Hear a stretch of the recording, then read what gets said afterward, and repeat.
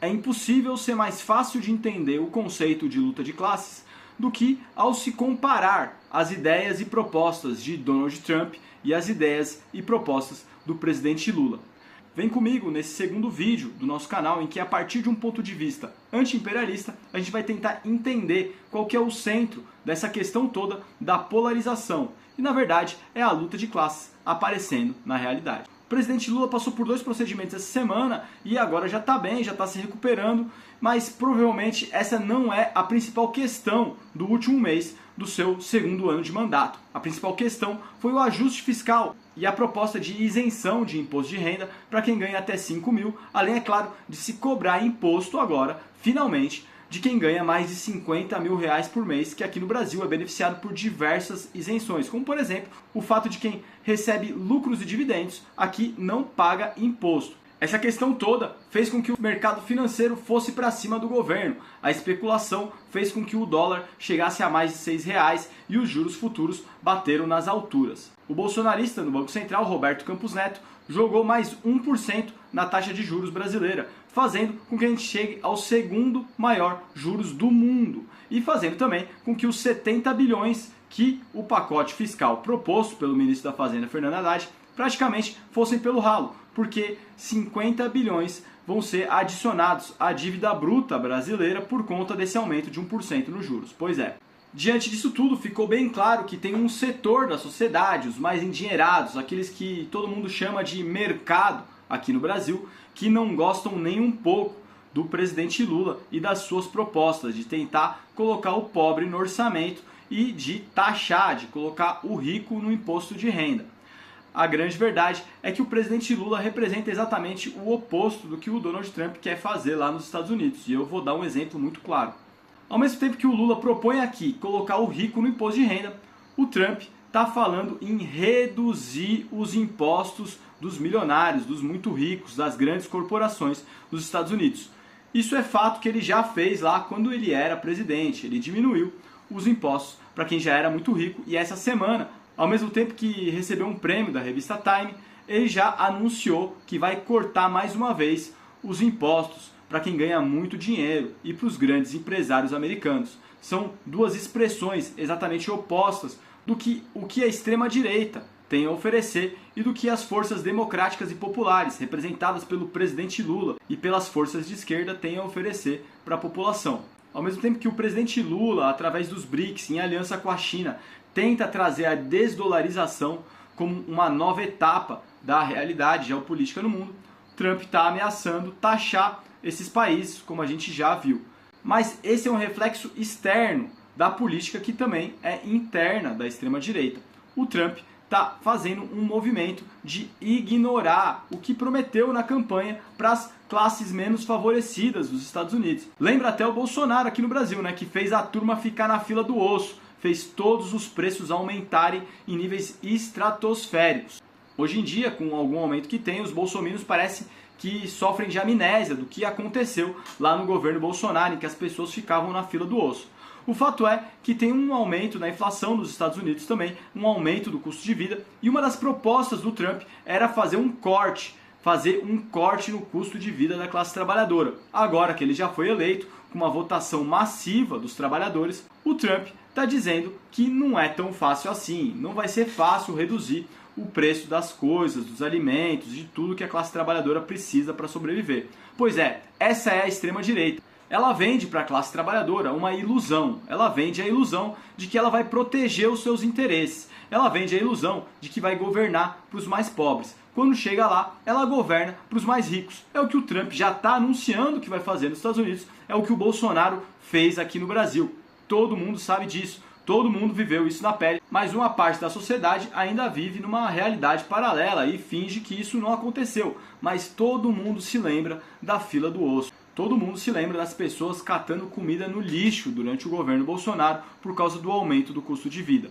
Essa é a realidade da extrema-direita. Como a gente já falou aqui, a extrema-direita é uma solução apresentada pelo atual estágio de decadência do imperialismo e do neoliberalismo para tentar conseguir garantir a manutenção dos seus privilégios e também tentar conseguir garantir a manutenção dos Estados Unidos como uma potência hegemônica diante da ascensão do sul global e principalmente da China. O fato é que, independente da política apresentada na campanha pelo Trump, ele vai governar para os super ricos. A gente viu esse movimento durante a eleição na França também. A extrema-direita, quando estava parecendo que ia conseguir conquistar realmente a maioria lá na França, ela já estava fazendo acordos com o mercado financeiro e com o grande empresariado para beneficiar esses setores, da mesma maneira que a direita liberal normalmente faz. Não precisa ir longe, a maior prova de que isso é muito sério é o que está acontecendo na Argentina. O que está acontecendo na Argentina é o fato de que mais da metade da população foi para a pobreza, mas os grandes jornais, a mídia liberal, está adorando que o Milei, por conta do seu pacote de ajuste fiscal, de corte na carne da classe trabalhadora argentina, fez com que a inflação finalmente diminuísse e que a Argentina chegasse a superávites fiscais tão importantes para o mercado financeiro. Essa é a realidade. A extrema-direita é um instrumento do mercado financeiro, a extrema-direita é um instrumento da burguesia, a extrema-direita é um instrumento das elites. Seja lá como você queira chamar, é para isso que serve a extrema-direita. Não dá para fingir que eles são outra coisa. Por mais que muita gente se iluda com o discurso da extrema-direita, que é um discurso que tem apelo popular, a gente sempre precisa argumentar de acordo com o que acontece na realidade da classe trabalhadora. E o que acontece na realidade da classe trabalhadora é que a vida piora com a extrema-direita. A vida piora porque os governos da extrema-direita são pautados de forma a beneficiar os setores mais poderosos dentro do capitalismo. Por isso que é tão fácil fazer a comparação. Enquanto o presidente Lula quer isentar quem é pobre do imposto de renda, enquanto o presidente Lula quer colocar o rico para finalmente começar a pagar imposto de renda aqui no Brasil, o Donald Trump nos Estados Unidos está querendo cortar, está querendo isentar, está querendo diminuir os impostos para os muito ricos, para as corporações, para os bilionários. Essa é a grande questão. Isso tudo está completamente vinculado ao que realmente representa a candidatura do Trump. Não é à toa que o Trump e os republicanos foram quem mais receberam doações dos grandes bilionários, das grandes famílias de bilionários americanos. Pois é, eles tinham o seu candidato, o candidato que ia trabalhar em primeiro lugar pelos seus interesses. Esse é o Trump. Essa é a realidade da extrema-direita. Ela sempre vai trabalhar em favor do grande empresariado, do grande dinheiro, das grandes empresas, porque é justamente essa a sua razão de ser. Todas as pautas morais, as pautas de costume, as pautas que dialogam com os setores mais atrasados dentro da sociedade, essas pautas são realmente uma expressão do que esse pessoal pensa. Mas o fato é que é muito mais importante do que o que eles pensam sobre si mesmos, o que eles fazem. E o que eles fazem é beneficiar os mais ricos da sociedade. Sempre. Mas a verdade é que a luta de classes sempre aparece. Enquanto o Trump já está botando as asinhas de fora e mostrando que realmente veio para governar para os ricos e para prejudicar os pobres, o assassinato do CEO do plano de saúde por um jovem revoltado